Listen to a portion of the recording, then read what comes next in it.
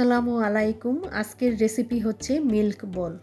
Milk বলের জন্য এখানে আমি নিয়েছি 100 গ্রাম কর্নফ্লাওয়ার, 30 গ্রাম চিনি আর 200 ml দুধ আর 20 গ্রাম গলানো বাটার আর নিয়েছি 1 চিমটি লবণ দিয়েছি আর দিয়েছি ভ্যানিলা এসেন্স সুগার।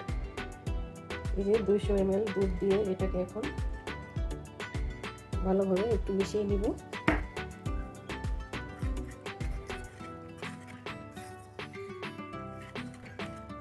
ভালোভাবে মেশানোর পরে চুলায় বসাবো।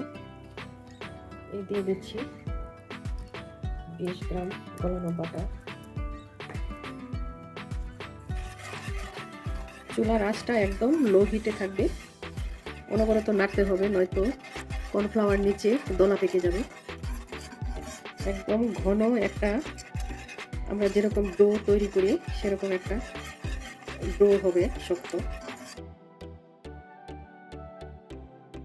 এটা নাড়তে নাড়তে এরকম হয়েছে।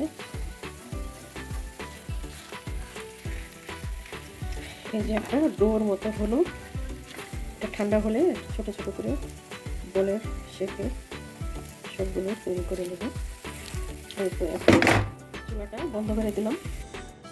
এই তো তৈরি হয়ে গেল আমার সবগুলো মিল্ক বল।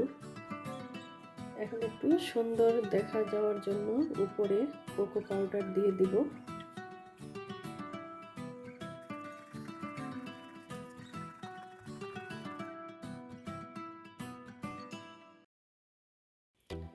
এটা ফ্রিজে রাখলে আরো শক্ত হবে আরেকটু।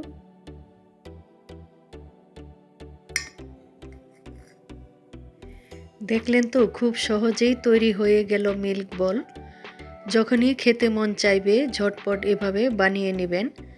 আজকের রেসিপিটি ভালো লাগলে like, comment, share and subscribe করবেন। আর কথা হবে নেক্সট রেসিপিতে। সেই পর্যন্ত আপনারা সবাই অনেক বেশি ভালো থাকবেন। আসসালামু আলাইকুম ওয়া রাহমাতুল্লাহ।